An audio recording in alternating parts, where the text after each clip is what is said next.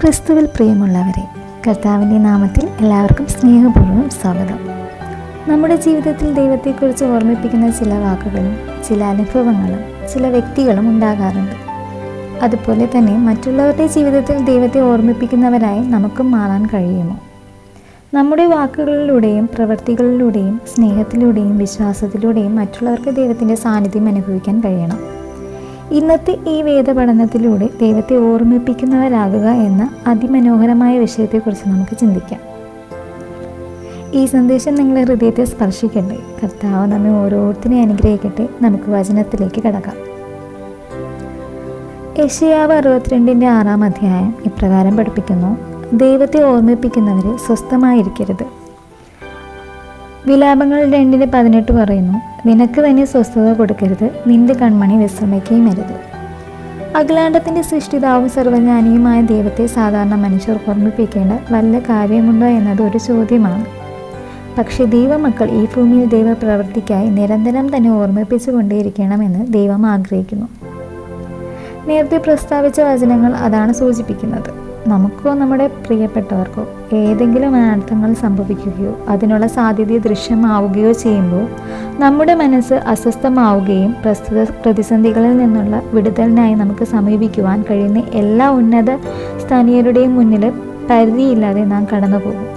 കാരണം അത് നമ്മുടെ സ്വന്തം വിഷയമാണ്.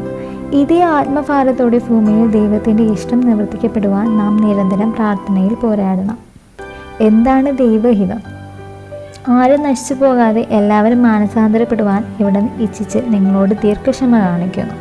2 പത്രോസ് 3:9 എന്നുള്ള പത്രോസിൻ്റെ ഉദ്ബോധനം ദൈവ സൃഷ്ടിയായ ഒരു മനുഷ്യനും നശിച്ചു പോകരുത് എന്നുള്ള ദൈവഹിതത്തിൻ്റെ വെളിപ്പെടുത്തലാണ്.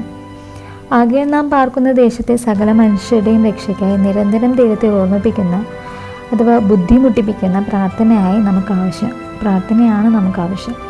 നമ്മുടെ ദൈവം ദേശത്തിൽ സംഭവിക്കുന്നതെന്തും തൻ്റെ ഭക്തന്മാരെ അറിയിക്കുന്നവനാണ്. അബ്രഹാമിനോട് സോതോമിലേക്കുള്ള തൻ്റെ യാത്രയെക്കുറിച്ച് ദൈവം അറിയിച്ചു. ഉൽപ്പത്തി 18-20-21 വാക്യങ്ങൾ പഠിക്കുകയാണെങ്കിൽ നമുക്കറിയാൻ സാധിക്കും: സോതോമിൻ്റെയും ഗോമോരയുടെയും നിലവിളി വലിയതും അവരുടെ പാപം അതികഠിനവുമാകുന്നു. ഞാൻ ചെന്ന് എൻ്റെ അടുക്കൽ വന്നെത്തിയ നിലവിളി പോലെ അവർ കേവലം പ്രവർത്തിച്ചിട്ടുണ്ടോ എന്ന് നോക്കിയേറി.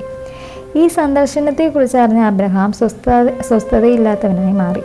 ഉൽപ്പത്തി 18-21 രേഖപ്പെടുത്തിയിരിക്കുന്നു: അബ്രഹാമോ യഹോവയുടെ സന്നിധിയിൽ തന്നെ നിന്നു എന്നാണ്. ദേശത്ത് ഉണ്ടാകുവാൻ പോകുന്ന നാശത്തെക്കുറിച്ച് കേൾക്കുമ്പോൾ യഹോവയുടെ സന്നിധിയിൽ തന്നെ നിൽക്കുവാൻ ചിലർ വേണം. ഇവർ രക്ഷിക്കപ്പെടണമെന്ന് തന്നെ എൻ്റെ ഹൃദയവാഞ്ച. റോമർ 10:1 എന്ന വണ്ണം യഹോവയുടെ സന്നിധിയിൽ നിന്ന് അബ്രഹാം ഒരു മധ്യസ്ഥനെ പോലെ സോദോം ഗൊമോറ ദേശങ്ങളുടെ രക്ഷയ്ക്കായി കിണഞ്ഞ് പരിശ്രമിച്ചു. താൻ പൊടിയും വെണ്ണീറുമാണ് എന്നൊക്കെ താൻ വിശേഷിപ്പിച്ച് തന്നോട് കോപിക്കരുതേ എന്ന് അപേക്ഷിച്ച് ഒരു കുഞ്ഞിനെ പോലെ സോദോമിൻ്റെ വിടുതലിനായി വാദിച്ചു. അതിൻ്റെ പിന്നിലെ രഹസ്യം തൻ്റെ സഹോദരൻ ലോത്താണെന്ന് ബോധ്യമുള്ള ദൈവം ലോത്തിനെ വിടുവിക്കുവാൻ സന്നദ്ധനായി. ഉൽപ്പത്തി 18-23 മുതൽ 33 വരെയുള്ള വചനം യവനദേശത്തിൻ്റെ വിടുതലിനായി സർവ്വജനത്തിൻ്റെയും രക്ഷയ്ക്കായി ഇടതടവില്ലാതെ ദൈവസന്നിധിയിൽ കരഞ്ഞും നിലവിളിച്ചും ഉപവസിച്ചും ദൈവത്തിന് സ്വസ്ഥത കൊടുക്കാതെ ദേശത്തിൻ്റെ വിഷയങ്ങളെ നിരന്തരം ദൈവത്തെ ഓർമ്മിപ്പിക്കുന്നവരായി നിലനിൽക്കുവാൻ ദൈവം നമുക്ക് കൃപ തരട്ടെ. പ്രിയപ്പെട്ടവരെ, ഇന്ന് നാം ചിന്തിച്ച ഈ സന്ദേശം ഒരു വേദപഠനമായി മാത്രം അവസാനിക്കാതെ നമ്മുടെ ജീവിതത്തിൽ ഒരു മാറ്റത്തിന് കാരണമാകട്ടെ. നമ്മുടെ സാന്നിധ്യം മറ്റുള്ളവർക്ക് ഭാരമാകാതെ ദൈവത്തെ ഓർമ്മിപ്പിക്കുന്ന ഒരു അനുഗ്രഹമായി മാറട്ടെ. നമ്മുടെ വാക്കുകൾ ദൈവത്തിൻ്റെ സ്നേഹവും നമ്മുടെ പ്രവൃത്തികളിൽ ദൈവത്തിൻ്റെ കരുണയും നമ്മുടെ ജീവിതത്തിൽ ദൈവത്തിൻ്റെ വിശ്വസ്തതയും കാണപ്പെടട്ടെ. നമ്മെ കാണുന്നവർക്ക് ദൈവത്തെ ഓർക്കാനും ദൈവത്തിലേക്ക് അടുക്കാനും കഴിയുന്ന ജീവിതം നയിക്കുവാൻ കർത്താവ് നമ്മെ സഹായിക്കട്ടെ.